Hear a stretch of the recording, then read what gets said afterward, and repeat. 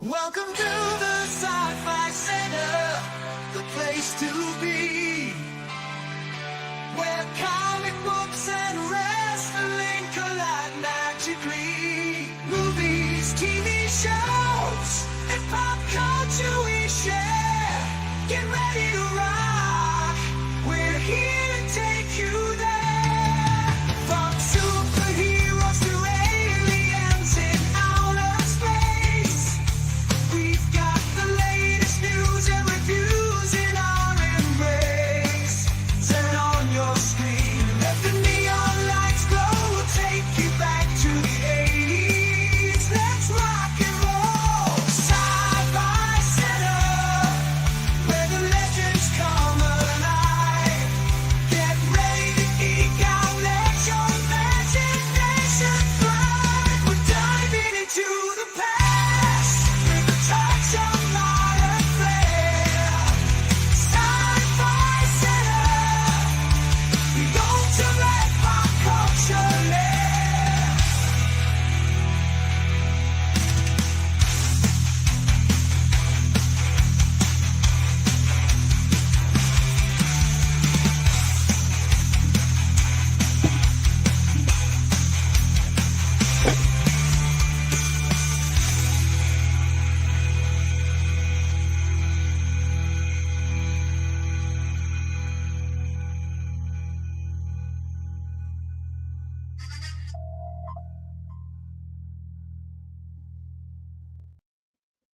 Happy Friday, and after countless threats of doing a stream at a decent hour, here we are.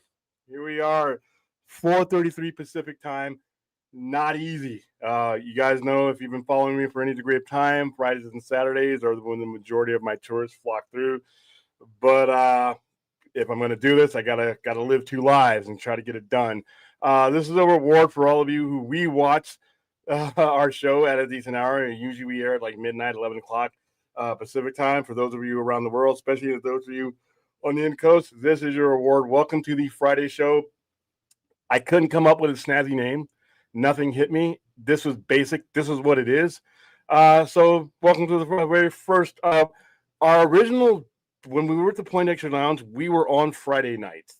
As the show grew, that show moved to Saturday nights. Now, I still haven't made a final decision on what we're going to do with the Saturday night show. We still may keep it, but I wanted to do something on Friday afternoon during drive time, during when you don't have to, either stay up to midnight or watch it on the replay. So some of you who have never had a chance to watch our show live, here you go. So we have two guests today. Both of them have Kickstarters that I'm supporting. The first one, we'll bring him in a bit, is Ernie Altbacker. Ernie, I don't know why I call him. He'll be on the screen, and I'll still be calling him Ernie Altbacker. Area 52. His Kickstarter links is he's got a discount code that's in the description and also tied to the top of the chat if you want to contribute. So this is some of the stuff I contributed to the first campaign. This is issue 1. We're here promoting issue 2 for him. So without further ado, let's go ahead and bring him in. What's going on, Ernie? Hello. Ernie, I don't know where I get the A from. I'm sorry, because I think I've called you Arnie. I think I might have called you Arnie when we were both on our Alaska stream, and you were polite enough to just keep responding. So thank you. Yeah, it's fine, William. People screw that up all the time. Hey, so one thing we can't screw up is you are on to issue 2 now. You are on to issue 2 after a successful campaign of issue 1, which I have here. Love the covers. I got the cards. I got my stickers. So I'm going to, while I bring up some pictures, go ahead and, for those of you who have not met Ernie before, I'm going to let him explain his campaign, what Area 51 is all about. All right. Well, so Area 51 Studios is everything that you think you know about Area 51 is wrong. It's actually a secret studio where aliens come to produce low-budget galactic reality shows and movies and stuff like that. So it's producers on a budget in the galaxy, and they come over here, and it's basically like if you like Hollywood insider shows like Seth Rogen's the Studio or Larry Sanders Show, it mixed with Men in Black, that's kind of the tone of it. Now you're looking at we have some variant covers. We usually do parody covers of other sci-fi movies with our characters, and this one's by Livio Ramondelli, who is a man who does stuff for IDW. He's got a rep for that for the Transformers. If you see, I have some of his covers here, by the way. Yeah, in the reflection there, you'll see what might be, but let's not say it's litigiously correct, but there might be some Transformer-like objects fighting in the background.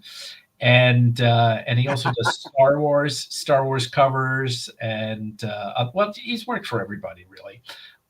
So he's awesome. And then usually the main cover deals with the story. That's part of the main cover of the story.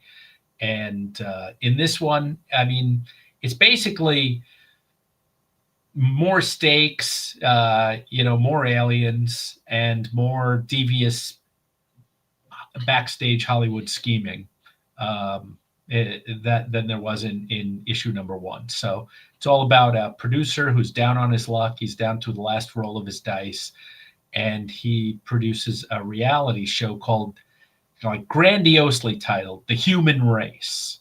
And really it's 5 people in an RV in the desert, but stuff happens and it becomes let's say a galactically important show. Now, I'm out here in Las Vegas, and I've actually been close to Area 51 as you could get in the Army, where the training ground where it cuts off and all the signs start. So I've never actually been into it, but we've been probably closer. I'm thinking, Ernie, we should bring you out here, all right? And I think this would raise a lot of money. We should bring you out here, and we should head out to Area 51. Yeah, you go first, and just see how close you can get before. And then when they come out, they're going to come out in white Jeeps. And don't be afraid. They're going to fire some warning shots. Oh, Lord. Yeah. I thought there's a sign there that like shoot to kill. There is. Oh, okay. But so once they get close enough to you, you're just going to scream out, "I'm Ernie Altbacker, and I'm doing a comp." You're going to hold this up, and I think everything's going to be okay. I got a feeling everything is going to be okay. I don't think we're going to. Really? I'll be right behind you, several thousand feet away, but supporting you all along. But dude, if you were to get taken into custody at Area 51 by the government officials at Area 51, I think we could fund the rest of the series right there and then. I don't know if you would be doing any promotion for it. I mean, for a while, maybe 2 years, I think is it. And the fine, it's a $500,000 fine, but I think we just do another Kickstarter to pay for the fine. This is all assuming you live. It's a $500,000 fine. This is a standard thing. Yeah, you can go on there. There's government fines. It actually gives you the regulations and stuff that you're not supposed to violate. It actually gives you everything that you're violating, and the justification for them to shoot you. But that's extreme, Ernie. I think you're going to be okay. So if I don't get shot, there you go. After I get out of prison, that'll be really good. Bonanza. Okay. Yeah. I mean, look at our culture today, man. Everybody who's done some time and has a documentary about them. Now, I'm more promoting Area 51 Studios, the documentary, which you went through, during your 2 years in. I see. Brought to you by the Sci-Fi Center. Brought to you by the Sci-Fi Center. And if you're not out in time, I've already started sizing up actors to play you. Okay. So we kind of don't need you at that point, but you'll reap the rewards, And then when you get out, we're gonna be like, hey, how is it on the inside? You're not just writing about it; you're now part of Area 51 legend. What do you think? You know what? I'm going to take that under advisement. Yeah, man. I'm not going to leave you hanging though. When you turn around and look for me, all you got to do is lift up your binoculars, and I'm gonna be somewhere in that picture, rooting you on. Great, rooting for me. 2 thumbs up. Now here's a panel. I thought this was one of the panels you sent me. I thought this was very interesting. This is from issue 2. Yeah, this is from okay. issue 2. I love the colors that this your people are using. I like that background, the nondescript background that allows the mantis creatures to pop and the blue creature to pop and the purple creature to pop. A lot of guys, they'll put something brilliant in the forefront, and I've discussed this when we reviewed comics and covers, and what's supposed to be in the forefront kind of gets lost. Here, they knew the mission. Everybody that you're supposed to be paying attention to is in the forefront, and everything else is colorless, glass, whatever. So I really this stood out to me. What are we looking at here, character wise? Is it, for those of you who have not read issue 1, by the way, get on it. Well, there's ZB. There's the main character. He's leaving on the right. He looks hand like up. Got his hand up, but it's really an alien in a bodysuit. The guy in the blue is actually his kind of frenemy, producing frenemy, right? They're constantly stabbing each other in the back. Hollywood.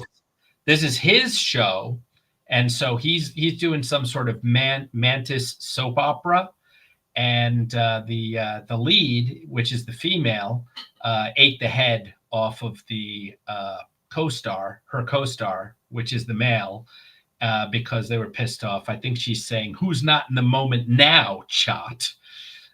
So everybody else is kind of reacting to that differently, like this is going to put us back a week, and decapitation. Yeah. I guarantee you guys, I've read some stuff today, and I will probably read some more stuff throughout the weekend. Nothing is going to give me what this panel has given me. You're only going to find that here. I mean, right. Heads being eaten, people throwing up on the very side there. It shows the tone. It shows the tone of at least the in Area 51 studios. This now is this is my favorite one, by the way. Yeah, this is a variant cover, and by Josh, who did the main cover also, and this is so he actually did a back cover so he can jam in more characters. And he says he's not done with this. He wants another one of our characters to be the little flappy creature. Oh, the little doggy, the little thing that takes Archie's eyes out. Yeah, that's going to be someplace in that front panel also. So I thought this was a pretty good idea. As there's Kaz, which is ZB, the producer. He's kind of the Jedi figure. ZB's Girl Friday, who actually does most of the work. ZB's he's an idea guy, he's an artiste as a producer. Kind of an Evans-like character, if you know what I mean. Gotcha. He guides, but so I thought this was kind of fun, and I'm gonna need this one autographed. So I love the homage to the covers. As soon as I see them, I obviously instantly know the Matrix or that movie with Keanu Reeves in it. I don't know if I can legally say it, and I'm this one about battles in the stars. I don't know if I want, but I should start sending you a list of films that I'm like, hey, I wonder if you can make these kind of variant covers, man. You know what? I guess we would get you. I mean, Star Trek's a very good idea, actually. Yeah. So Star Trek we probably need that. Star Trek, Godfather, Blade Runner. Dude, Scarface. Black. No, it's we're trying to stay sci-fi. Yeah. So if there would be a Star Trek cover, what scene? Oh, you know what? I think it would have to be the Pon farr, right, with Kirk facing off against Spock. Maybe one of those, and we could do that one or Locutus. That season, I think it was season 3 cliffhanger where Picard turned around after he's been converted to the Borg. Oh, so that's a next gen. Yeah. No, okay, that's I think that's 2 different ones. So that would be good. I mean, down the line, we want to do them all. Somebody had a great idea of doing a Starship Trooper cover, and actually having, wait, what do they always say? Do you want to know more? Or something. Be a citizen. Be a citizen. No, they always go like, click here to learn more or something like that. And so we would actually put the QR code for the Kickstarter on there the you cover, go. right? You know, would That would work. would you like to know more? Right? They always end those Yeah, that commercials. recruit. Yeah, I know what you're talking about from the recruitment poster. I just can't remember the actual wording for it, but yeah. No, it's in all the commercials where they go, you know, oh, it's a bug. It's like, would you like to know more? Right? Okay. Yeah, here's another scene that gives you kind of the tone. So that's an alien race called the Oves, and they want to go party. They want to go to Mardi Gras, so they thought the masks would be enough. And that's Bib, the stage manager. You know, he's like, that is not going to happen, fellas. You know, like this is they won't get drunk enough. People will not, most people will not get drunk enough that this is not going to be noticed. Yeah, you're going to need some weed involved in there. Now, when I saw this, one of the things I liked about this panel, okay, this is just little stuff from a comic book geek that maybe nobody else will say, I don't know. The subdued nature of the things in the background. Everything in the foreground is stark comparison. You got the character, you got the three characters here, the main guy here, and the one to the right. There's a water cooler back there that's just kind of just there, so kind of subdued, but it's detailed. I know that's a water cooler and some of the stuff. A lot of the times when you see projects like this, like I said before, there's something that offsets it in the other way instead of the way he's done it here.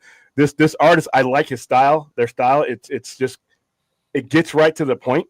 It reminds me of the early 80s stuff to where they did it this way because of budget reasons and color reasons and ink reasons. I mean, I know we were probably in the same group. There were some indie comics. You look at a Fleetwood Press thing, and if it wasn't in black and white, that's why they were in black and white, because it was so expensive. But when they would use colors, they would have to basically do that whole grayish, blurrish background, and you can kind of make out some stuff. And then they would keep all their color in their budget for the main people. So when they went to press, so this is kind of harkens back to that. That's why I really like these panels the way they're set up. All right. So for those of you who are brand new to Ernie, give us the background, because this isn't in your first barbecue. You've been involved in a lot of projects that a lot of people have come across but didn't attach your name to them necessarily. You know, well, so it is my first barbecue as far as comics. Like number one was my first. It was mine and Josh's first comic and first Kickstarter. I think he's done some other minor online things or whatever. And but I come at this from the world of animation, and I've been fortunate enough to have a lot of DC and Warner Brothers work. And I guess what I'm known for, if you're a Comic-Con nerd or something, is I do the animated features of superhero features like Batman Hush. I was the person who adapted that comic run, and like Justice League Dark was more of an original. Teen Titans, the Judas Contract. Yeah, well, I mean, obviously the great Jim Lee and Jeff Loeb made it, right? And the source material is so great that you know, we were you would have to try hard to really screw it up because it's so awesome, but we tried to do the best we possibly could, obviously. When we first met, I got this answer for myself on a different stream. For those of you who weren't on that stream, please describe the process from beginning to end. When you get your hands on, when you get assigned, say that, you know, Ernie, you're doing Hush. Where do we go from there as far as turning this into what you turned it into? Well, in that specific case of Hush, first, the celebration dance. Yes, I get to do this awesome thing. Right? But then you basically, I go through it, and so 12 issues. These direct to video things are supposed to be 72 minutes of original animation. So Hush series is 12 months of 23 page comics at that point, right? Still 23s. And it's far too long. So we have to try and be like surgeons and cut it down, but still keeping the hushness and the awesomeness of it. But everything cannot be in there because this is an adaptation. It's going to be a movie that's in one sitting. Will they make at some point a 10 episode, 44 minutes a piece, like Hush, where everything's in it? I hope so. I want to watch that. I would love to write it, but I would still want to watch it if I didn't get a chance to write it. So I go in and I pitch my version. Well, actually, I go in first, and there's a person from DC there, and there's a couple people from Warner Brothers, and then there's James Tucker in that case. He's the animation supervisor, and then there was the director for that specific project. And everybody kind of blurts out their favorite scenes that absolutely must be in this thing, right? So it's like, we need the Superman and Poison Ivy thing. We need this. We need that. Writing all those down, and then I go off and I try and give them a beat outline. So I'll come back at that point and I'll do a pitch, and you kind of know if it's over. If you know how to pitch and you're not hemming and hawing, it should be about 15 minutes of speaking of like, that. Then we go into this scene, then we go into this scene, and then here's how we can combine those couple of scenes into this character. We love that character arc, so we're going to give it to that person because we're going to have to cut. We're going to have to cut, Grayson out of it, or not Grayson. Sorry, Red Hood out, and so basically you get to that point. At that point, they'll say yes. I'll go do an outline. Do the outline, a lot of notes, yes, no's, yes, no's, yes, no's. After 1, 2 outlines, maybe 3, then they'll go, okay, go to script. Here's our final notes, and go to script. And then I will create a script. And, that's kind of when the real work begins, because then they see it. All these people are very experienced, so they kind of know what's on the page and how they're going to do it. And at that point, the animation supervisor is like, I'm going to really blow out this scene. This battle is going to be longer than you think it is, so it's going to be more pages than you've allotted here. So you're going to have to tuck in another scene. We might have to get rid of this. Oh, I want to switch this character. Boom, another 2 drafts, and I hand it over. In that case, to Alan Burnett. Now they've already started, when I was on outline, doing character designs.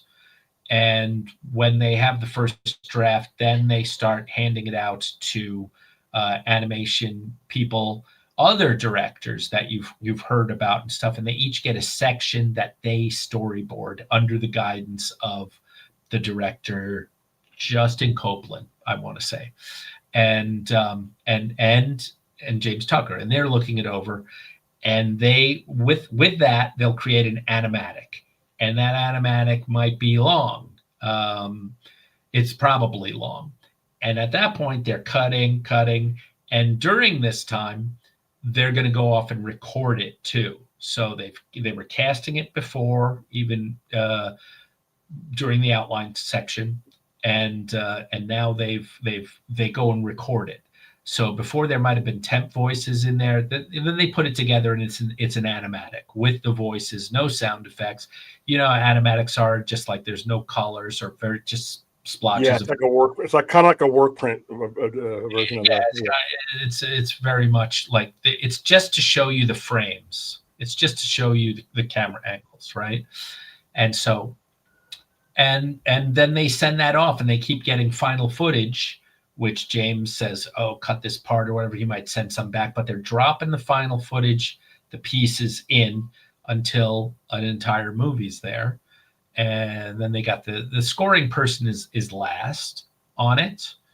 And then hopefully it gets a Comic-Con premiere, and then it comes out on DVD and stuff. Now, goes. all those people that get that are added on to after the point where you're writing, do you, when you're writing the script and when you're writing this down, are there notes that you write in and say this is where this score might sound, or is that all them?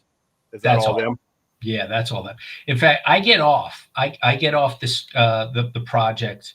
Say it starts from start to end. It'll probably be 2 years because it's 18 months from start of animation and storyboards, and then they want it done 3 to 6 months early so publicity can get it and start doing interviews and putting out and first they put out an initial image, then they'll put out a 30-second a bit, right? A 20-second here, 20-second there of like, here's Poison Ivy and the Superman scene, just a bit of it, until they finally get to a trailer about a month before they're gonna premiere it at Comic-Con. And then there'll be more images and stuff. And you go to Comic-Con, you do a bunch of interviews for it, and that's going to come out right after they release it on DVD and put it on HBO Max so that everybody can see it. Okay, now you brought up Comic-Con. How important is San Diego, not just San Diego, but the convention process? And as far as once we get past it, how they handle it, how they push it out, is that pretty much the critical phase? Well, I don't know.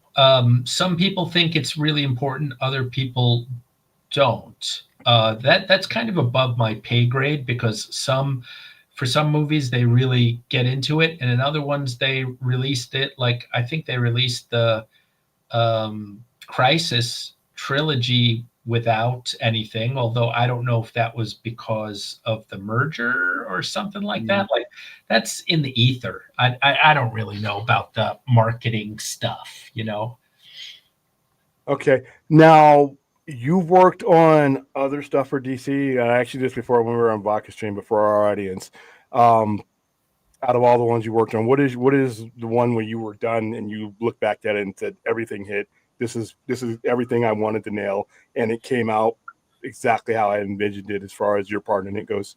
What would be that one project? I mean, I would say Batman Hush and Justice League Dark are like two of my favorites, but my most recent thing that I did was a project called Aztec Batman, and I gotta say that one's like moving up hard. I think it's in the top 2. It might be number 1. I think it turned out pretty well. So when does that? Where can people watch Aztec Batman right now if they wanted to watch it right now, right after the show? Well, I know you can buy it on places, and then you can also rent it. Like Amazon, you can rent it for $6 now. You can own it, the digital copy, for $19.95. And I believe that DVDs have they were out in like October 1st or September 30th or something like that. So they're out there. Okay, will that one be on HBO Max as well? Eventually, not yet. That's more in December. They're going to put it out on HBO Max. Cool. It actually got a theatrical release in Mexico in 500 theaters. That never happens. Mexico, but not here. But all right. Well, it's in both. Originally, it's a Spanish movie. Like they took my script and they translated it into Spanish to give it more of a cultural flair because it is an Aztec story, right?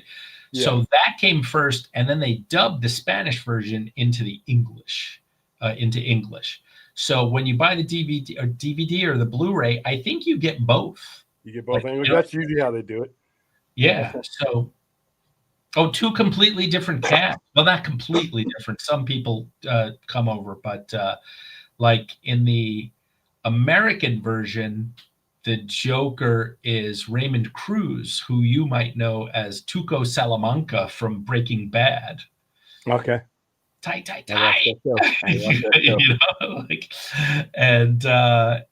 But in I want to say in the Spanish version, it's Omar Chaparral, who is a comedian in Mexico that's pretty large. I might be wrong on that, but yeah, they have two different, mostly different casts, except for Moctezuma, I know is played by Jorge Gutierrez, who was the creator of Book of Life and other things.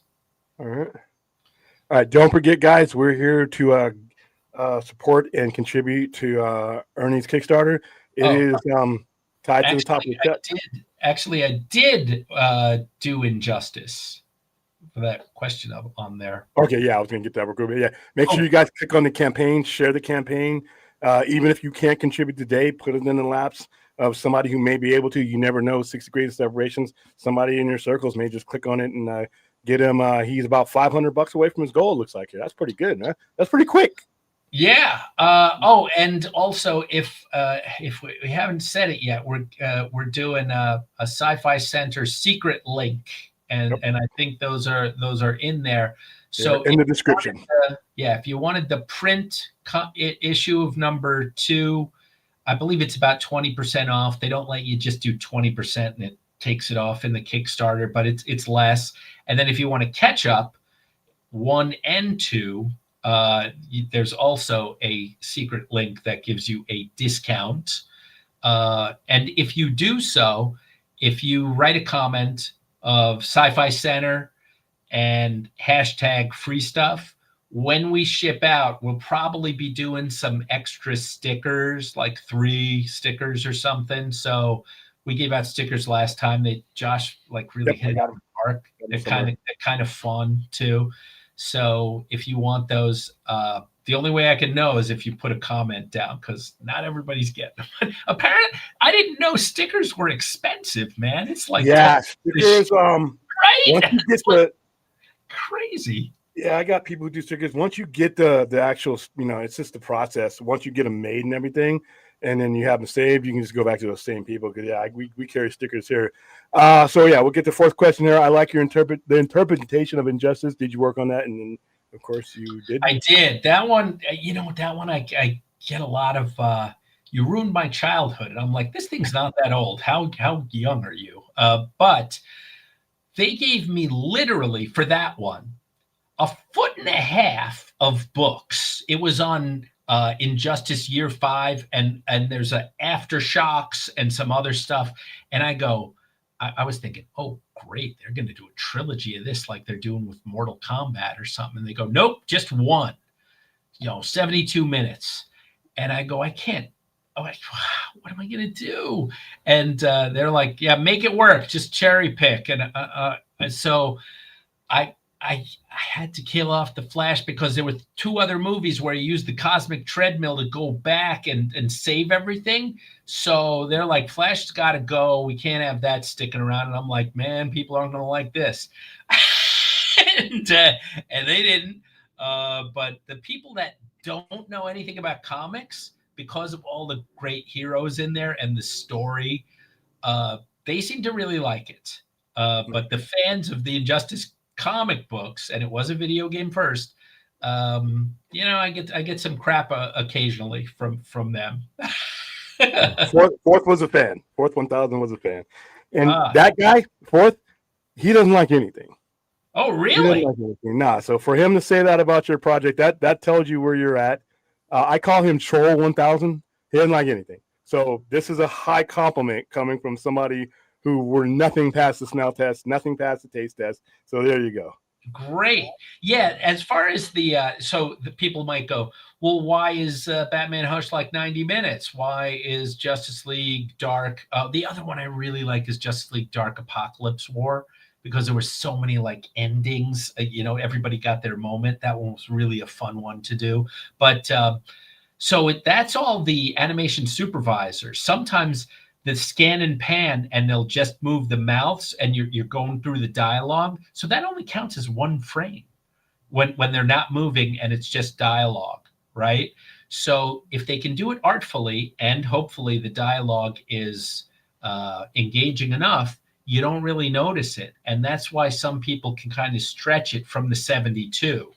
The shortest one that I've ever done as far as an adaptation is Teen Titans: The Judas Contract, which, as you know, is 3 regular issues and 1 double issue. And even in that, we had to cut the entire origin of Deathstroke, which is a great book, right? I mean, that one's so Great cool. I think George Perez wrote and did that one. And Yes. Yeah. That's legendary, by the way. If you Mark Wolfman. Yeah, Mark Wolfman and George Perez. Yeah, you can't be a Titan. That's like one of the go-to pay paperbacks I get to. Shows you just how sleazy Deathstroke was in that story, and that was a book geared towards preteens. And I remember Deathstroke sleeping with it was the whole book was kind of sleazy, but it was basically to accentuate just the kind of situation that his son was in versus the things that Deathstroke prioritized. And you really I think that story established Deathstroke as an absolute dirtbag, and I love that story.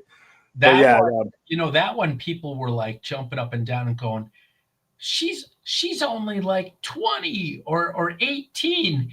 Oh, how can Deathstroke be sleeping with him? And I'm thinking to myself, in the comic, she's 16. We actually kind of, and they show the panel a little bit, They show the panel with them in bed, not explicitly, but I'm like, this is like the 80s, man. They didn't. He's smoking after. Yeah, you know what I'm like. He's old. By the time you see Deathstroke is in his mid. I mean, I'm always guessing Deathstroke is an experience, been around the block. The age gap, you could have fit a minor or a person of drinking age in between the age gap of those two. And they were that bucket. We're going to do it. More than that, I mean, he was at least 45, maybe. Yeah. So 30. You could somebody 30. Yeah, but I love that story. That's one of my favorite Teen Titans stories because Deathstroke, once he was introduced into them, he just became. I mean, there was a good 3 or 4 year period where everything that they did revolved around having to deal with that asshole, and they made sure that there was no redeeming qualities about him whatsoever. Oh, he had a kid. Yeah, that just highlighted what a piece of shit he was. So yeah, I love that story. You worked on Green Lantern, the animated series, correct? I did. I was the staff writer, although Warner Brothers doesn't give out that staff writer credit as a matter of policy. So I got to work with some other great writers. Jim Krieg was the story editor. And so he was like, Ernie, help this guy with the notes and whatever. So a lot of stuff went through my hands, almost every outline or script. But also I wrote 6 out of the 26 or maybe 7. I think one of them was a co-write. But there was 26 episodes and I wrote a bunch of them.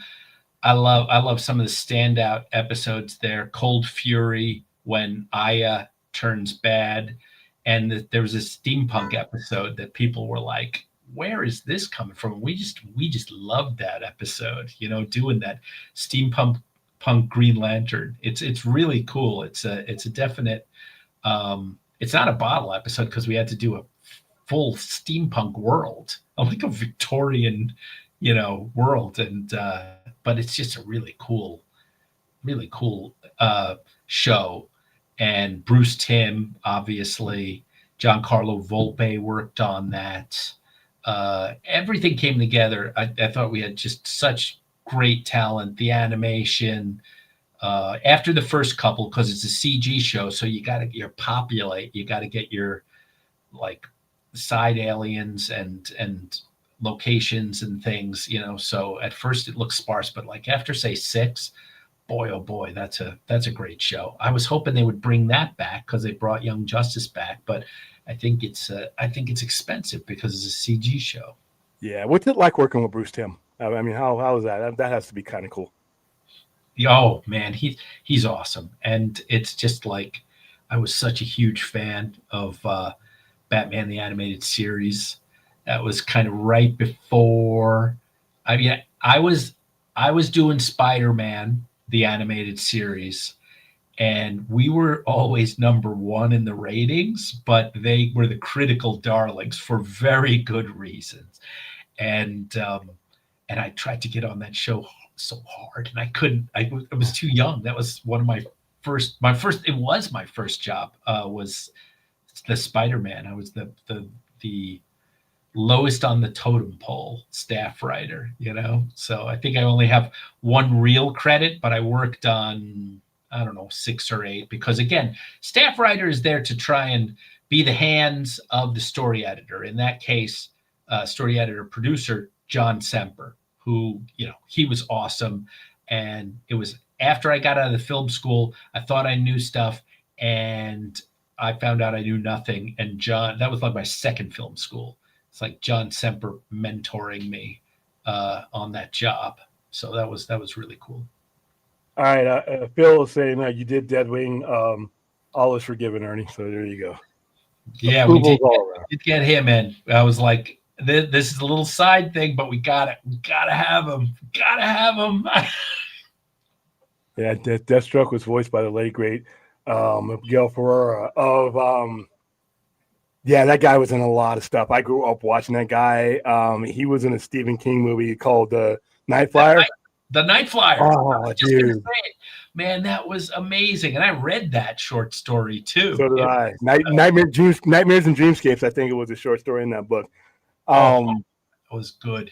That was one of the creepiest movies. That was one of the short stories, because when it comes to Stephen King, for me, it's 50-50. When he hits, it hits, and you could feel it.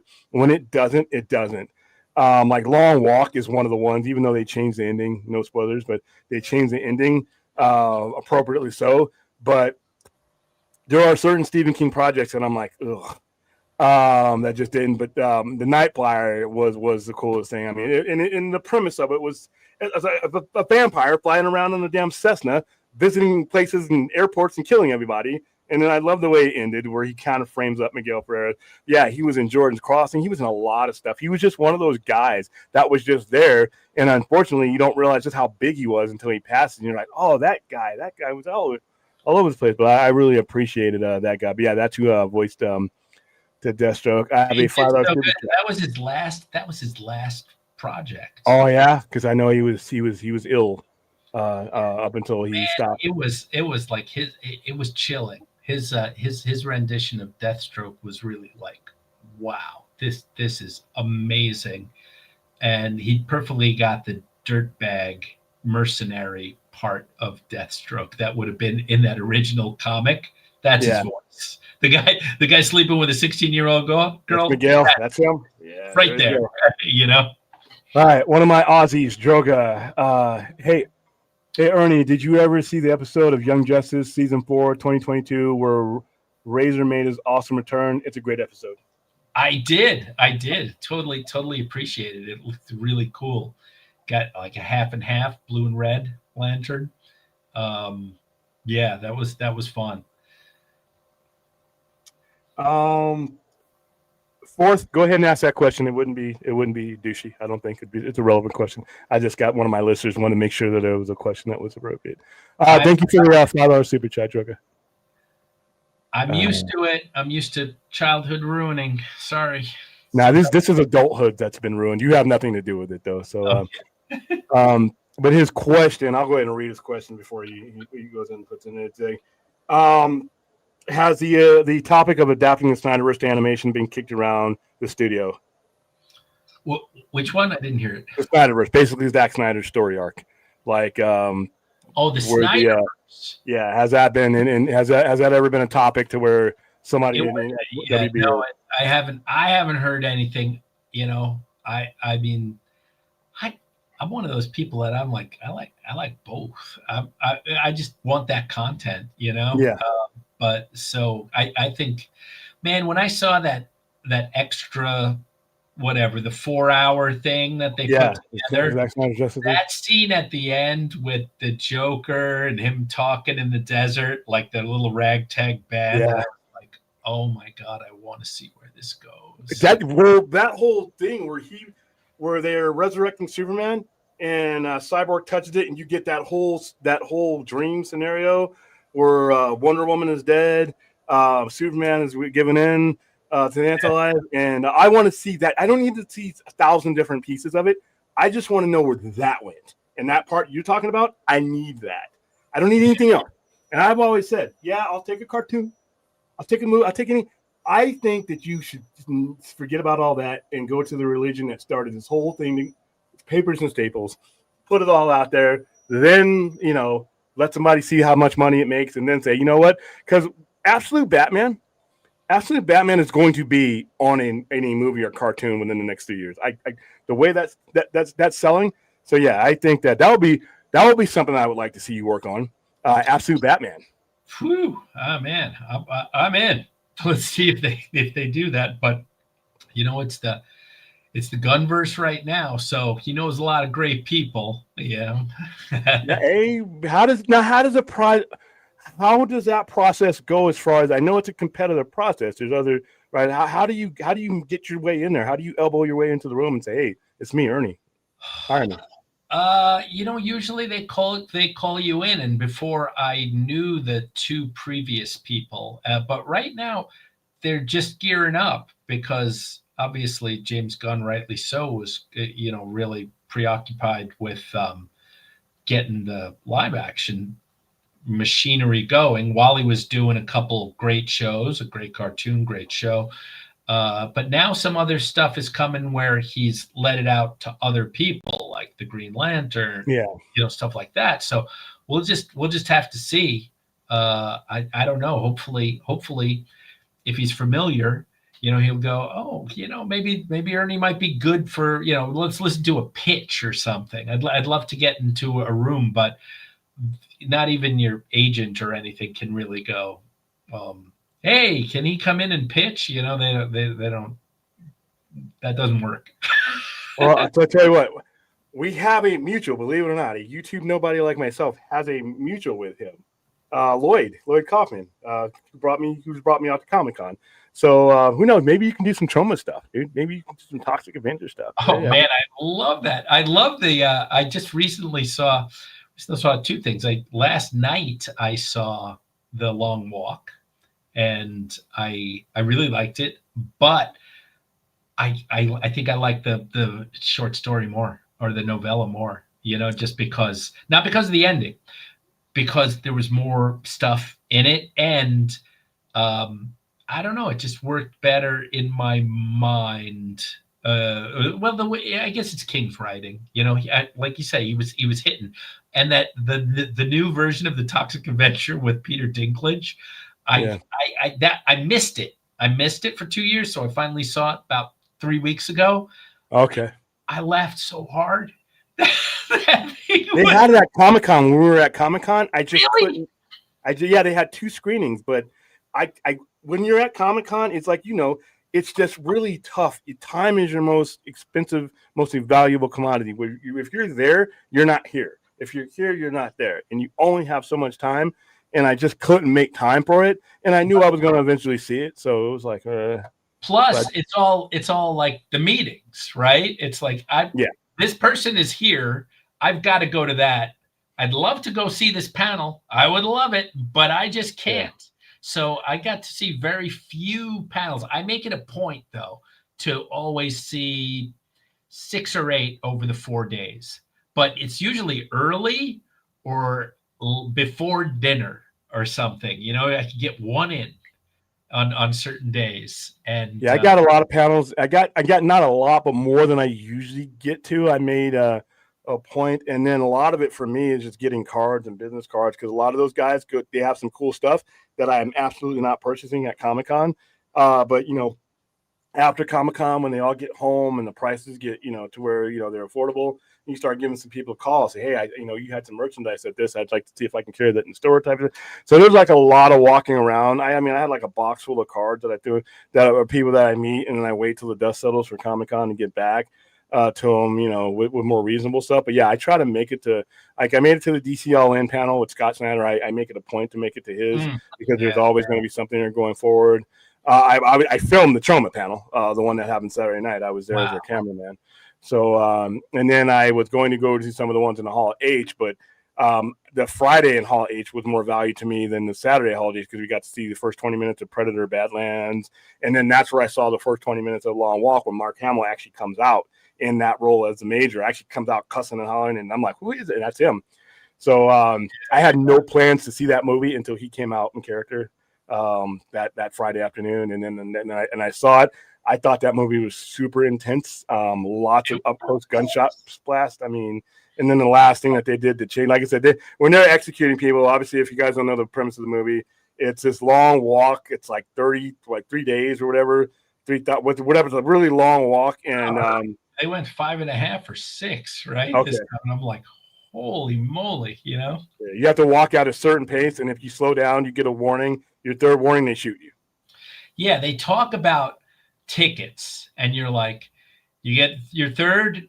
After your third, it was basically, I think in the book it was the third warning was gunshot, or no, it was no, yeah, I'm wrong. The fourth warning is gunshot. So when I was reading the book, I was like, holy crap. And they kept that secret in this too. They were like, you get a ticket. You step off the line, you get a ticket. And they drop off. They would drop off if you kept walking without so any violation. Yeah, it was 3 miles an hour. 3 miles an hour they had to do. So 20-minute miles, and there's no finish line. It's until there's one person left. So that's it is. And it underscores just how desperate that society was to even lend yourself to that. So Rational Skeptic, $5 super chat. Ernie, are you working on an animated, I think any animated stuff with DC Studios? Have you spoken with James Gunn or Peter Safran? I think we kind of already answered that one. But I have not, unfortunately. I mean, I don't think they know who I am, but they probably know some of the projects because they are fans / nerds. I proudly call myself a geek or a nerd. I was going to Comic-Con before I got my first job for a long time. I would go to them, all the little ones in Los Angeles, and I would make the pilgrimage down, where I wouldn't even stay down there. I drove down 3 days in a row there and back. So I would go, get there at 9. Probably cheaper than a hotel these days, that's for sure. At that time, I was a student at the AFI, so it was much cheaper, but it was still too much for me. Yeah. It was film school or Comic-Con. So I think I made the right choice. Yeah, everything turned out okay. Yeah. Thank you for the $5 super chat, Rational Skeptic. Ernie, are new technologies being explored by DC Animation like 3D or AI incorporation? I would love if DC Animation would use characters from Rockstar Games to make movies out of them. Well, I think they're doing that, but this is not something they tell just like the random writer that they use. Like that is something that's on high that they're planning. And, if I was involved in a project or something, then I would learn of it. But I'm not involved in anything right now. I hope to be. I mean, I was on Aztec Batman, but I wrote that about 5 years ago. So it's just been a long and winding road for that project. And got to get you on for a watch along of Aztec Batman one of these soon. Oh wow! I think that would be a lot of fun. So if you think that would be interesting to people, sure. I meant to ask you about that before, but I had so much shit going on while I was setting up the show. There's I meant to ask you, hey, why don't we do it?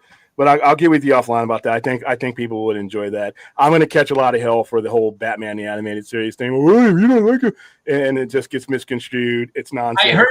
I heard this from the guys at the Vodka Scream. They're like, he doesn't like that. I'm like, what? It's an exclusive window of animation, both on Marvel and DC. It's the 90s. I have a philosophical difference, and I've explained it ad nauseum on every time people try to think. I don't hate DC animation in general. I don't hate animation in general. I just hate the influence that that window of those characters, both in like X-Men and Batman, had on future generations as far as the expectations going forth.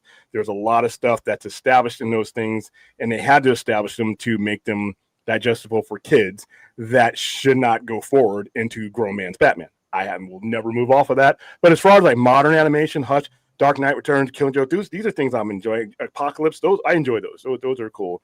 Those are more of the tone of of where I was at when these things started coming on. But yeah, I think we should definitely just get together and nail down a date. What's best for you on that one, Ernie? What are some of your favorite pieces of literature for entertainment you recommend to writers? Right now, I read a lot of fantasy and sci-fi. I mean, I'm going through Ellie Modicit, the Imager series right now. And someone recommended me another book by, I want to say his name is Daniel Pierce, called Red Rising. It's about terraforming on Mars, and it's man, it's blowing me away so far. I'm only about 100 pages in, but I'm like, this is a good recommendation. I'm going to be reading the rest of this series. So I kind of trade off, like I'll read one book, then I'll read a book from somebody else. I'll read a book, I love the Dresden Files. Oh, wow. You're the Butcher. first person in a while that I've heard bring that up.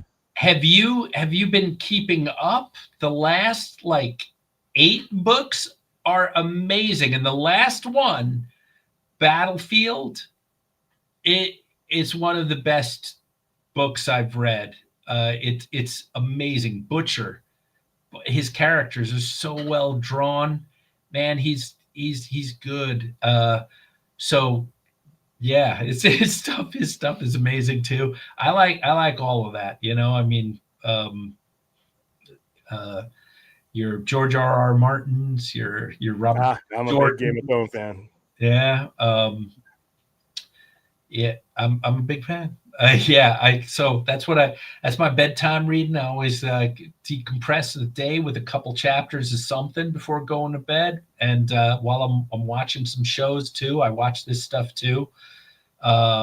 Loving Slow Horses right now. I'm loving Task. Task is intense. Yeah. A great show. If you haven't caught it, sci-fi is Murderbot. I have seen this. Fantastic. It's funny. It's so short. It's like 22 minutes each one. And I'm like, no, it's already over. So let me see. Right. So we're gonna one last question, and then we're gonna wrap it up. Ernie, why do you think Marvel doesn't do animated films anymore like DC? There was a time where Marvel would do animated films that got good writing, animating, but stopped after MCU success. Well, I mean this would just be my conjecture, but I don't know anything. I've hardly worked other than Spider-Man for Marvel, although I try. I want to do films for them, but their feature stuff is they have less of it, I guess, and they've got their own writers, and they're fine writers. I know some of them, but they put the bang for their buck in their live action stuff, and it's worked out pretty well for them. So yeah, I don't know. I look forward to the day, and I will watch them when they come out. All right, guys. This has been Ernie Altbacker. Yeah. 51 Studios. The link is at the top of the chat, but both links, the discount link, everything that you need is right in the description. If you would like to support his Kickstarter for Area 51 Studios, issue number 2. Ernie, where can they find you outside of all that? Well, if you look at my name, Ernie Altbacker, I'm the only Ernie Altbacker in the United States. So I am on Facebook, X, Insta, and LinkedIn at Ernie Altbacker. Yeah, unlike me, there's a billion William Powells. There's only one. You got like William 10,026 or something. I do not have that problem. I can always just get Ernie Altbacker. Some birthday that's not mine. All right, guys, check them out. And thanks for coming on, Ernie. Man, great talking with you. And I also applaud your reasonable hour show. I've made the Dawn Patrol once. I know. I watched you on, like I said, at the crack of midnight. So I fail. Yeah, we can't do the 2 hour, the 90-minute watch starting at 12:30 whenever you start, because I'm just like, your motor must be freaking amazing. It's your wrestling motor. I don't know how you get me either, man. I just don't. More kudos to you to like reading all this stuff. I am nowhere near as knowledgeable about this. Trust me, it has been tested. It has been tested. All right, But- thanks a lot, man. We're gonna get together. We're gonna get together by Azteca Batman, and I will talk to you later. All right, thanks a lot. All right, guys. All right, Ernie Altbacker, Area 51 Studios. I am having all kinds of problems. Here we go with our layout. So let me bring in real quick my next Kickstarter. How you doing? Buddy, I'm doing all right. Let me get your information because StreamYard kicked everything out. I see. I had you set up on things, and StreamYard is not. I mean, they're bad in the late night. They're even worse when it comes to decent hours. All right, so I'm going to put your. It won't let me take Ernie's out real quick, but I'm going to put yours in. Yours is already in the description. So Okay. I'm going to go ahead and play. I'm going to put this in here. There you go. That is to support Jared's. By the way, this is Jared from Tom King's favorite disciple. No! Is, thing. Damn you, William! How excited just the name Tom King gets his goosebumps going. But this is we him. get something going. Yeah. Oh my goodness. This is his Kickstarter. Let me go ahead and bring up. I'm going to show the video real quick, and then we can go into the details that I'm pretty sure you'll provide us. Too many screens. I don't know how ECS does this. Here we go.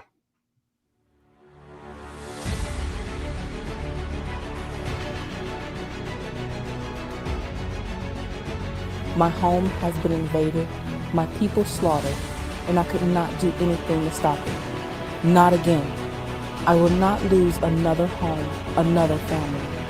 I am Princess Lyra of the planet Centrigar, Athena, the goddess of thunder, and this is my story.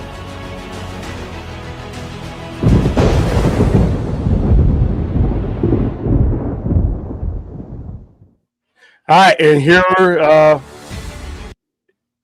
the creator, Jared. Tell me everything about this project. What's it about?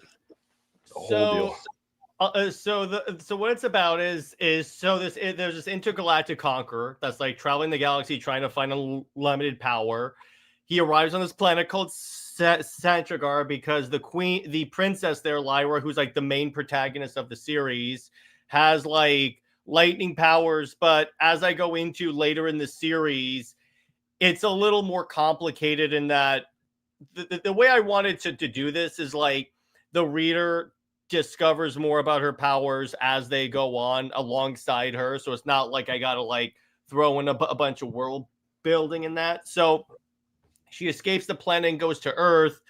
And essentially what's the way I kind of did it was she thought that the like metahumans, or as I call them, the empowered, were only on her planet of Centrigar. So she shows up on Earth, sees like this team of heroes called the Pantheon, and she's like, wait, what? So she eventually decides to join up with them, becomes like a superhero named Athena. By all my characters are named after characters from Greek mythology, because that's kind of what I'm doing. I wanted to like marry those two because I'm a big fan of Greek myth and DC. Obviously, the Snyderverse was a big influence on that because of this. And essentially, as the series goes on, she eventually learns learns about the responsibility of those that have power, and that's to protect those that don't have power, if that makes sense. So I know Wonder Woman's a big character for you. Yeah. And this is how much of an inspiration was Wonder Woman in general? Not your favorite writer, but your just Wonder Woman in general. A good portion of it, because I wanted to. Now that was a balance that I had to go through. Is like I didn't want these characters to ever feel like a ripoff of like who they were obviously inspired by. So the way I kind of did it is, I was like, yeah, she's like a Wonder Woman-like character that leaves her home to like eventually like to serve as a superhero, but she goes through more of the fish out of water than Diana did, because she's going from this entire mindset of living as a sheltered princess to all of a sudden having thanks to Ladia, to all of a sudden being like having to be like a protector and such. And yeah, a lot of this is inspired by like my love for DC comics and like really my love for comics in general. So it's like it's my opportunity to kind of, because I've always, a dream of mine has always been to write a comic book at one point. So this is just the realization of that. Okay. You've been reading the Absolute. Obviously, we know you've been reading Absolute Wonder Woman. Yep. Is there any influence of that character, given that that is going back to the Greek mythology roots more than anything Wonder Woman I've seen in a long time? Yeah, a good portion of it, because it's like a lot of this is a lot of this is like a lot of the a lot of this is what I really wanted to take over from the Absolute Universe in general. A lot of this, because yeah, I wrote this like way before the Absolute Universe like was like announced or something like that, because it took Dawson and I a while to get the art going. But one of the things that like I wanted to do is to like make it more, for lack of a better term, hardcore, because there's a lot of like dark elements in this. It's a war story, a lot of it, particularly. So the way I have it done is I have it planned for like 12 issues. Volume 1, which is going to be, I think I have it like 3 or 4 issues, is going to be about identity, and it's about her learning how to be a superhero. Volume 2 is going to be a straight up war story, and Volume 3 is going to be more of like the Game of Thrones political like story on that, and that's going to wrap it up essentially. All right, cool. So actually, the same questions as when it goes around. What was step one in the process for you? All right, so step one was like deciding on like, so I had the general idea of what I wanted to do, of like in terms of like what type of story that I wanted to tell, and that was like more of like essentially a superhero that like comes to Earth and then eventually has to like adjust. Now the problem I had, or like really something I had to learn, because it's also the first comic I've ever written, was like figuring out, because the one thing that annoys the crap out of me whenever I read comics is when there's too much text on a page, and it's like you're blocking the art. So what I wanted to know, because I came from like prose writing, so I was like, how do I say enough so that it communicates the idea, but it's like essentially how do I say enough without like blocking so much stuff? Like how do I say in 2 sentences, in other words, what I said in like a paragraph? So that was like one of the big things that I really had to learn, and that was actually step one, was figuring out how to write a comic script. Because the thing that I quickly learned, there is no like set pattern where it's like, okay, this is like the best way to do it. There's like recommendations, but there's no like just go by this. So it's really hyper dependent on like it's really hyper dependent on like one's collaboration with like their artists. And luckily Dawson, who was from the Four Nerds, he drew this with me, and he and I love all the same stuff and love all the same movies. So it was one of those relationships where I could tell him, hey, I want essentially this. Literally, I'll get the art back, and it's to a T exactly what I wanted. And I was like, are you in my head or something like that? Because that is uncanny. Well, one of the collaborations that would remind me of is Musichelli and Frank Miller. Yeah, because exactly. Frank Miller's an artist by trade, so Mm-hmm. you don't know how easy it was for him to convey something he would just do. Mm-hmm. But he found a way to do it with Batman Year One and several other things that he's done. So a lot of times is an artist in general is probably going to be the best receptor, because they can visualize things almost even further than the person who's giving it to them. But another thing when it comes to your lettering, I get like when you start doing comics, is that's another guy that I always lean back to as far as like putting the fewest amount of words on a paper, but letting the art or the intensity. And then that's another thing with Frank Miller. He incorporates the artwork into the picture. A lot of times you'll have a big black surface or somebody's back, and he's incorporated some text into there. He doesn't always do word bubbles. You kind of see things that, wherever he needs to put them to make it But as an artist, he takes the picture first and then he adds the words to it. So, so that's probably someone you would probably look at. Aaron has a question. Does Athena have a love interest? Well, yeah, she does. And it's like, so a lot of what I wanted to do with this is it's also homaging like a lot of the ideas that like I always like that DC tries. Like it's like I'm not going to reveal who the love interest is because that's like an issue 3 thing. But yeah, she does get one. Is it you, Jared? Am I going to see an artist rendition basically and I'm going to be like, wow, he reminds me of somebody, I just don't know who it is. As Tom King is crying in the corner, I'm only kidding. Have you inserted yourself in here as no, well? No. As tempting as that was, no. That would be hilarious. Dawson, if you're watching, go ahead and draw that up so I can tease him. That's a variant cover right there. So how long have you had the Kickstarter going? Kickstarter going. Let me see. How 2 days, as a matter of fact. 2 or 3 days. All right, so I'm gonna keep putting this. Thanks. I started it on the 21st because obviously, as you brought up before, it's inspired by Wonder Woman, and the 21st was like the anniversary of when Wonder Woman first appeared as a character. So I really wanted to have it out by that point. That way, it's like it's like a little tribute. No, Taladia, no. Taladia is only here. I thought I was gonna be the one trolling you, but apparently, yeah, he always does that, man. Taladia, I love you, brother. Well, this is that hours that he can actually be up with. But all right, so there's a Kickstarter, there's a project. What did you read this week?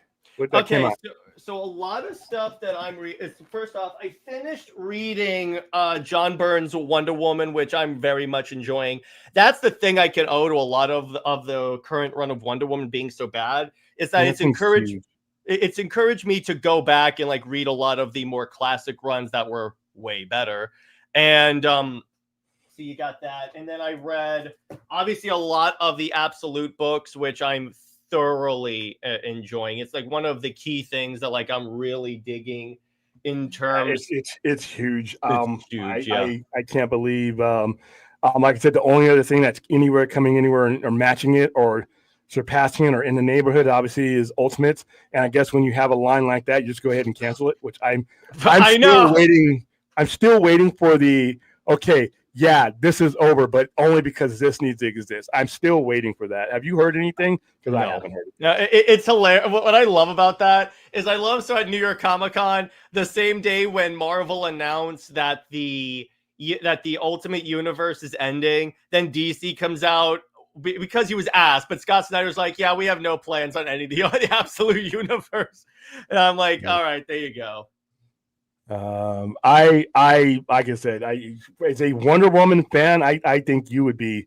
I can't believe that you are not absolutely thrilled with the way that book is going. I mean, I think I just got another. Hold on, I just got another Absolute Wonder Woman. Oh yeah, Absolute Wonder Woman is like my favorite book coming out of DC right now. It's in my opinion, it is the best book that DC is putting out, not just because of like the Wonder Woman BS that's going on in the current series, but also because the very fact that it still feels like Wonder Woman, even though it's freaking like she's from hell and it's like the world is vastly different, she still acts and feels like Diana Themyscira, and it's still Wonder Woman. Yeah, it's because that takes because here's the thing. I was talking about this on my show. I'm like, here's the thing about the Absolute Wonder Woman, particularly, it shouldn't work as well as it does, but somehow it feels like that is like classic Wonder Woman, but just in a new like world and scenario. That's the really like big thing about the Absolute books that really always impress me.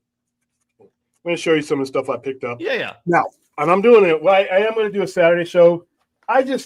When I saw this cover, I've decided that we're gonna do a segment tomorrow on reprints. Mm-hmm. And the difference between reprints when I was growing up, and I made a post about this on my social media. When I was a kid, you got reprints as junk. It was just basically because they wanted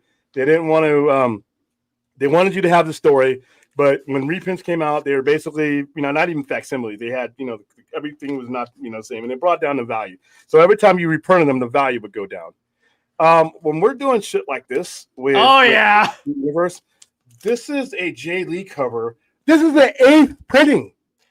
yeah. I'm like, my God, 8 printings. 8th printing of this. This cover is everything. First of all, as a retailer, the color yellow is very important to me. Yellows and reds are very important to me because of what they do. That those are the 2 most important colors in retail, as far as I'm concerned. It's a virgin cover, basically. Other than the DC, it was making that. But I know what this is.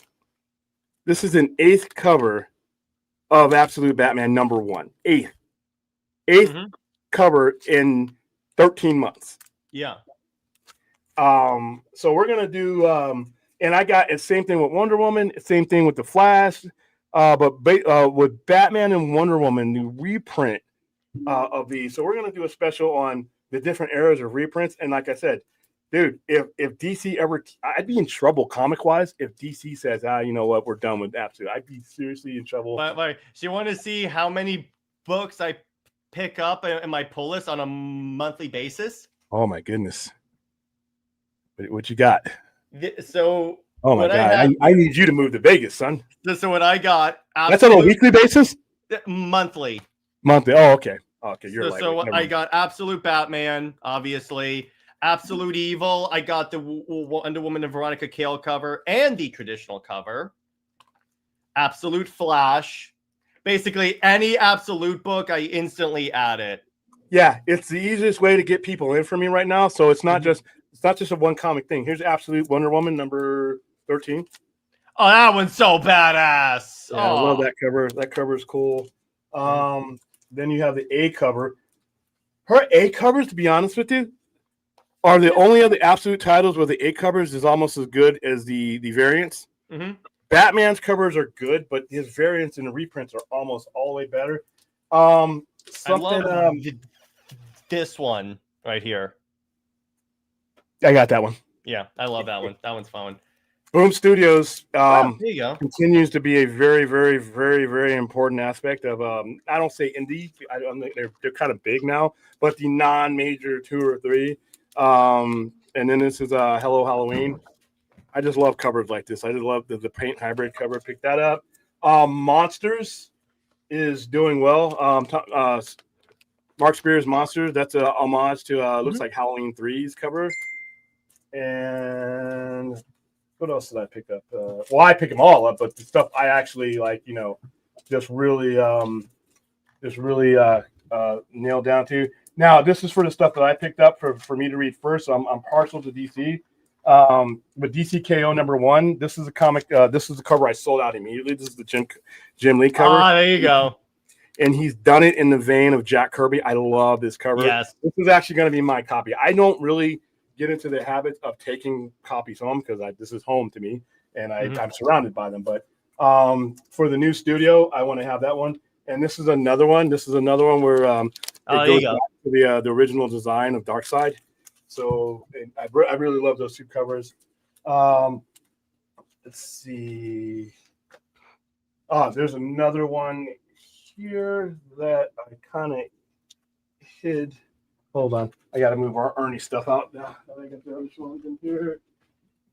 Yeah, but anyway, for a comparison, I dropped like $250 to $300 a month on comics because it's like a lot of this stuff I cover for like my content or anything like that, but a lot of it is just because I love all this stuff that I read.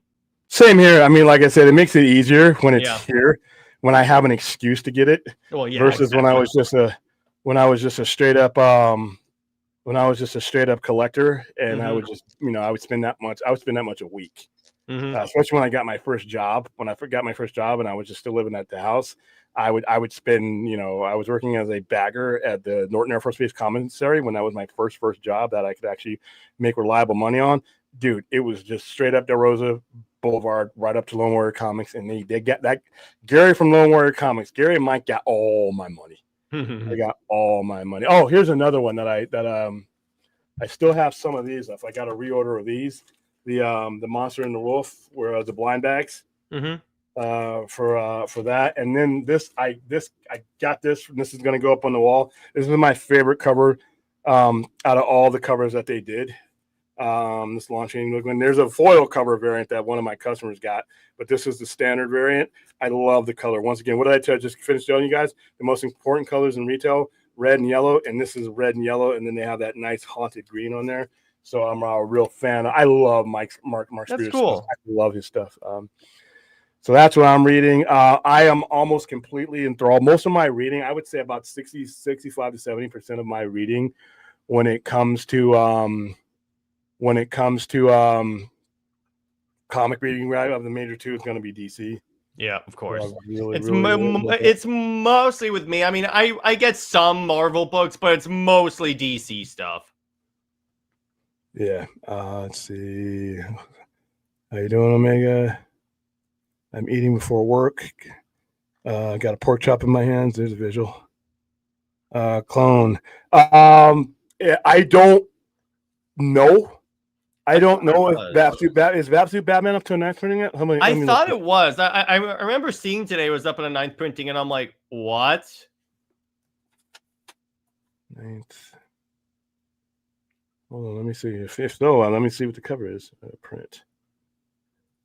Let's see what we got. Yep, sure is. Yeah, I thought I saw it, and I was like, what in the name of heck? It's like, well, it shows you when you put out something that really excites people, look at what happens. Wow, there's an absolute Batman, and it looks like it's a detective cover.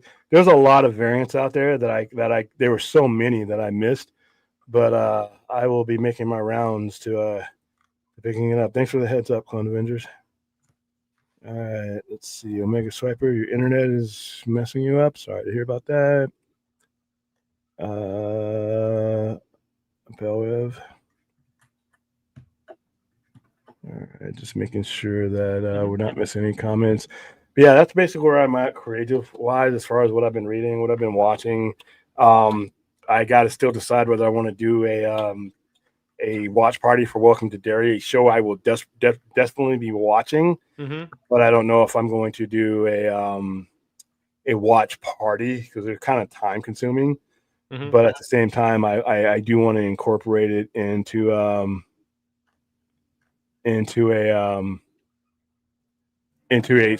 the show, especially what we do on Sunday night. I will say, well, what I did see recently that I enjoyed was Tron. I saw Tron. That was fun. See, I haven't seen. I tapped out of Tron. I mean, when I was a kid, I saw Tron. It just never really stuck with me, like it stuck with a lot of people. I passed on Tron Legacy, and then I just didn't go see. I sent a bunch of people to go see it, but I myself did not get to go see it. I'm hoping we get to promote Predator Badlands. That's the one I'm really looking forward to get before. Tron is a cool premise. It's more like Tron is AI, right? It's more to do with it's AI. kind of like artificial intelligence, right? Exactly. Okay.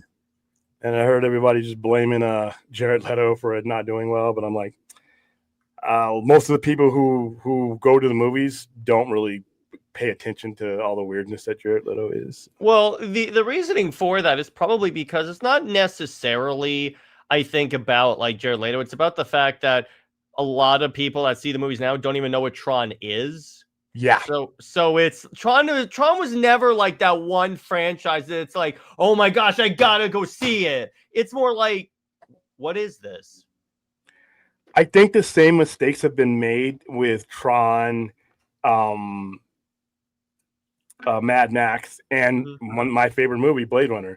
I think these IPs have been around long enough to where people know them in the periphery, but they don't know anything else. They're so big that people know of Tron. They don't know what Tron is. They know of Blade Runner, but they don't know exactly the details that would pry 15, 16, whatever bucks out of your pocket. And same thing with, some of these other movies. I think if you're going to make these legacy movies, and they're not a basic premise, like Top Gun was easy. Top Gun, it's Maverick. He flies a jet. He lives by the seat of his pants. He's a rebel. There you go. And it's Tom Cruise.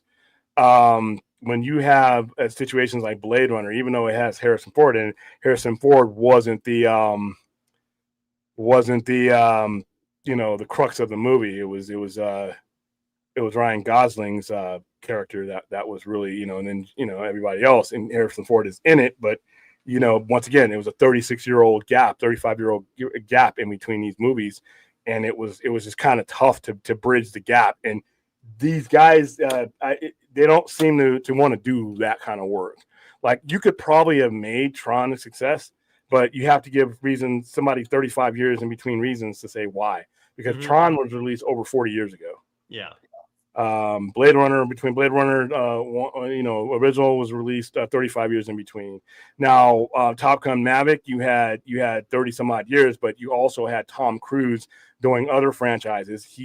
Most of the people that you're going to usher into Top Gun, if they weren't there for the original, were there for just about every damn Mission Impossible. So you have generations in between that he can overlap with and connect with on that mega level, and you have a basic premise.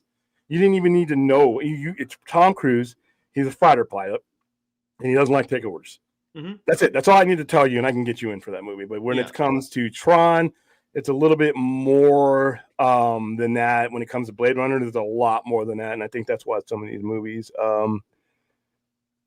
Let's see. I know Clone Avenger. You mentioned you like Tron. So, and like I said, I've met some people who like it. The vast majority of people that we sent to see it for free weren't on board with it, but I have heard a significant amount of people who enjoyed it. So I'm glad there's a movie out there. Fun. Oh yeah, you got a lot. I'll discuss that tomorrow night. We got a lot of crazy shit that's happening in DCKO. Yeah, exactly. Vampirellas in there, and then you got Homelander, which is going to be hilarious. All right, guys, let's make sure that we have Blade Runner 2099, which we will be doing a watch party for. If it's just me staring at a screen, fanboying it, and then I only got one viewer and it's myself, we're doing my Blade Runner 2099. Like I said, looking at Derry, I just got to see what kind of weekend energy I have for that show, because I know there's a difference between watching a show on my own and then doing a watch along. It's a little bit different because you're interacting. So I don't know. Yeah, that's true. That's true. Exactly. I just rewatched Blade Runner 2049 4K. Yes, I saw that in IMAX. That's one of those movies that I am. I'm not a big. I got to see it in 4K or IMAX. Blade Runner 2049. The very first time I saw it was in IMAX, and I have all the versions of it. So, of course, Charlie will be there. He'll probably be there to troll you. Yeah, of course. Oh, Clone Avenger. You did not know? Yeah, Blade Runner 2099 has Michelle Yeoh in it. It has it's Academy Award winner. So yeah, and Amazon's putting Amazon type money into it. So that's a good sign. Yeah. It's whenever you put money into something and you don't half-ass it, it shows your dedication and it shows you're committed. So, all right, guys, we have reached exactly 6 p.m. So this experiment, let me know how you guys. We have 70 of you watching across all of our platforms. So there's a lot more of you up right now than you usually are, unless we have some crazy topics. So let me know if you like this Friday format. Let me know. Like I said, it's just called the Friday Show right now. There's no epiphany that hit me. I'm like, oh my God, that's a name. I figured I'd just keep it to the point. It's Friday. Here's the show. Let me know what you guys would like to see. It was easy today because I had two people with two independent projects that they wanted to put out there. That was easy. And then the rest of it was just geek talk. Do you want it to mirror more of the Saturday overnight? Do you want topics, or you just want a free and easy show? Let me know in the comments. Please like, subscribe, share, and I will see you guys. I think tomorrow afternoon we have our Clint's annual birthday Howard the Duck screening. That'll probably be around 3 o'clock or so, and then we'll have our overnight show. Because, like I said, I always fight myself on whether I'm going to do that show or not, and then all of a sudden, a bunch of shit I want to talk about just hits me, and then we just do it. So that's always the worst, isn't it? Yeah, it's like, damn it, I can't. I have to talk about. I'll be getting my books, and I'm like, I got to talk about that. I got to talk. A song will hit me in the head. I got to talk about that, and then all of a sudden, there I got a show. So I don't really have to fight for topic. So yeah, we'll bring on other guests and stuff like that, but this was experimental. This is our first time back on Friday nights in 2 years. Like, the show originated, our Saturday overnight show originated as part of the Poindexter Lounge when we were part of that network. And it started on Friday because that's the slot that Enoch gave me. And now as my channel has grown and as I've grown and I've got better at it, I moved it to Saturday night. And now Saturday night has become retail-wise it's the busiest day of the week for me. So we're going to try to spread this out again. So let me know what you guys think. Thank you to Ernie. Support his Kickstarter. It's in the chat with his discount code. And support Jared. Support his love for Tom King. And his Kickstarter is in there as well. And we will see you guys tomorrow afternoon for Howard the Duck. Oh, yay. I can't wait. Bye. Have a good one.